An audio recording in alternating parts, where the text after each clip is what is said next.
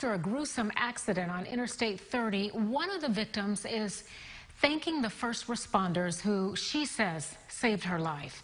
Shelby Van Manen and her friend were traveling from Texas to Memphis when they got into a multi-vehicle accident just before Caddo Valley.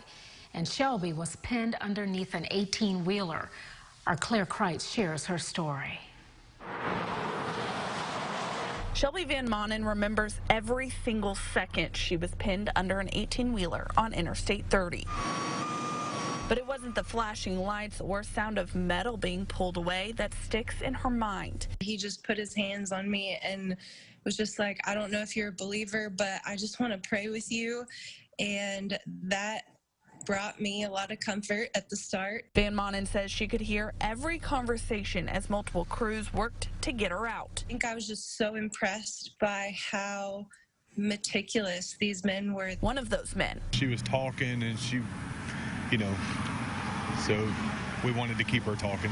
Cameron Bean, he owns the tow truck company that was in charge of pulling the 18-wheeler off the vehicle she was in. The fire department has to be careful when they cut because it'll mess the integrity of the car up.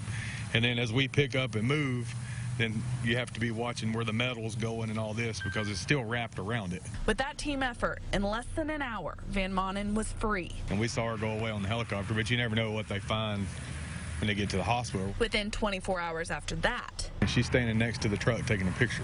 Van Manen stopped by on her way back to Texas to pick up some of her things, but also wanted to talk to the man who helped pull that truck off of her. I know it's their job and I know it's something they sign up for, but if they could just know how grateful I am. She believes if it hadn't have been for this crew working together, the outcome could have been much different. And they saved my life, and I'm not going to let what they did go to waste. I wish I had all the words.